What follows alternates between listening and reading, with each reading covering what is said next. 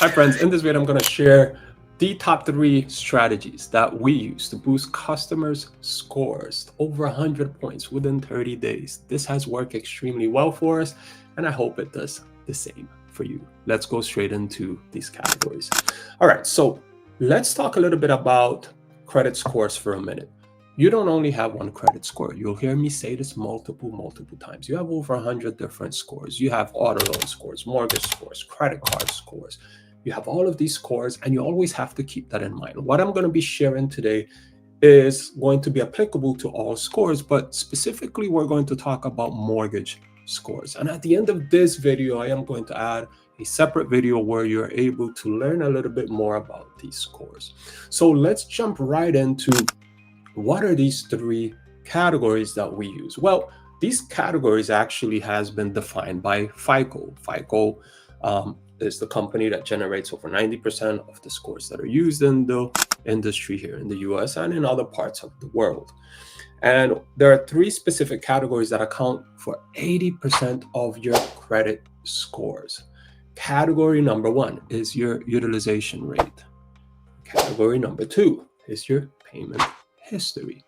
And category number 3 is the length of credit. Those 3 categories account for 80%. Let's go one by one, and I'll tell you exactly how we use each one of these categories to get the best results within a short period of time. So the first category is the credit utilization, specifically on credit cards or credit lines.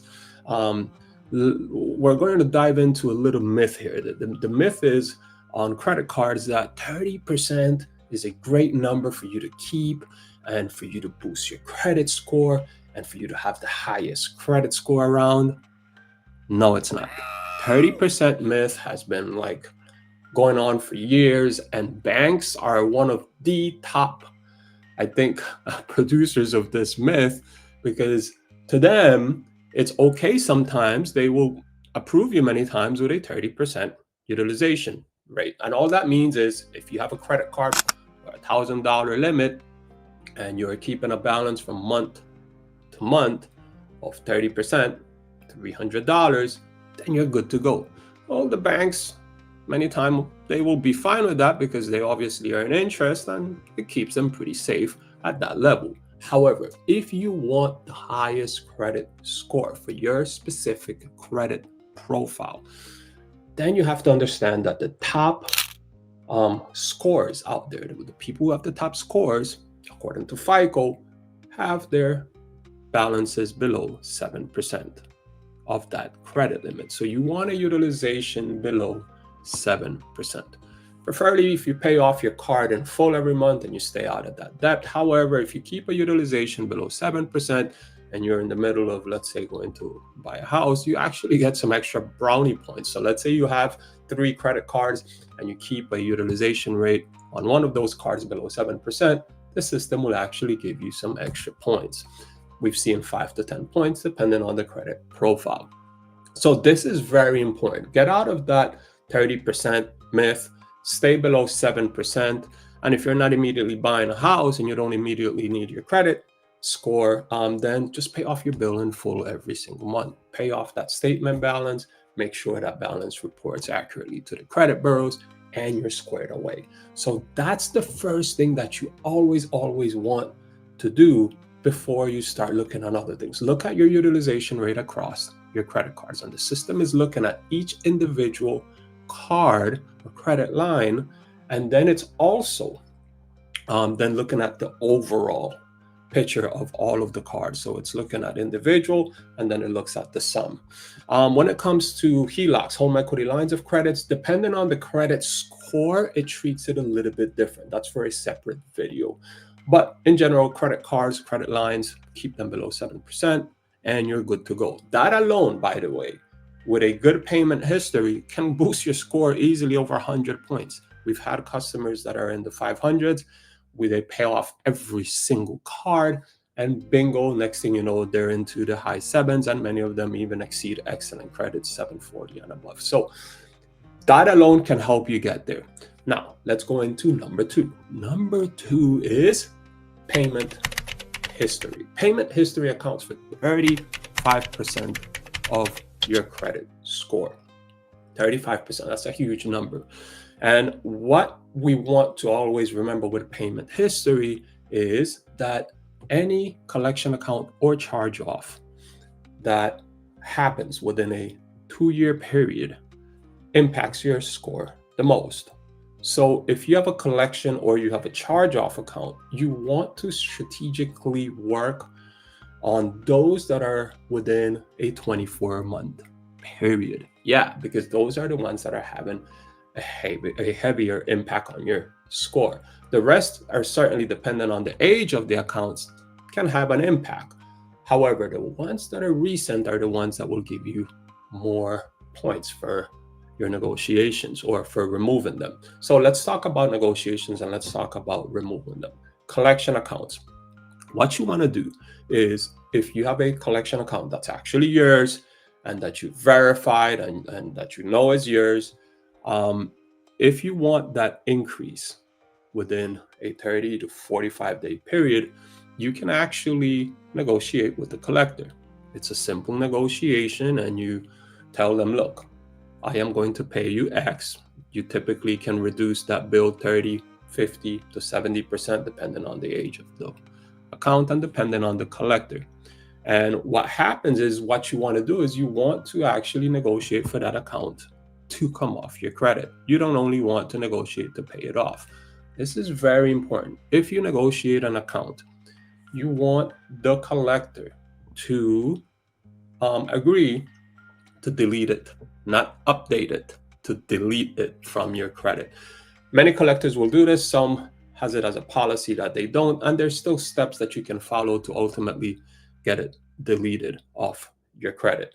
I will add a separate video that's coming on how to proceed if they don't want to specifically delete it automatically. There are steps immediately that you can take and still settle with that and delete it. Now, let's say that you have a creditor account, not a collection account. So it's not showing up as a collection, it's showing up as a creditor. Now, for creditors, typically you want to make sure that you're working with your loan officer, because sometimes you may not even need to pay that off unless they want you to do so. But for many of these loan programs, they don't necessarily need you to pay it off, depending on the loan program. However, when it comes to mortgage scores, one of the things that you want to keep in mind is they're very sensitive to negative information and to high utilization. And so when it comes to creditor accounts, if it's within a 2-year period, the mortgage scores are actually going to give you more points if you settle those accounts.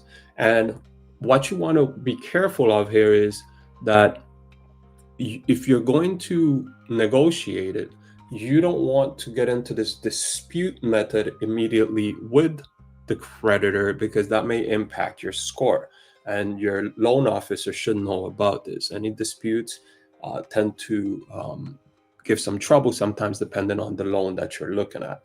And so what you want to do is, if you have a creditor account and you're going to settle with them, it's a simple settlement that you're going to do with a discounted price.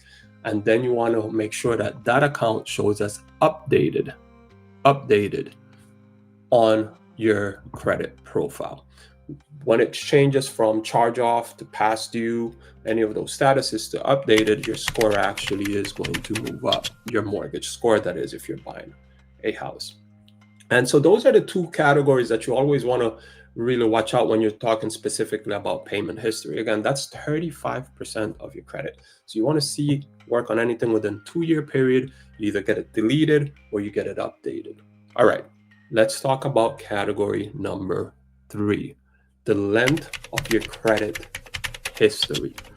This one is a big one. This accounts for approximately 15%. So we have, just to summarize, we have your utilization rate, which is 30%. Then you have your payment history, which is 35%. And then we have our length of credit, which is 15%.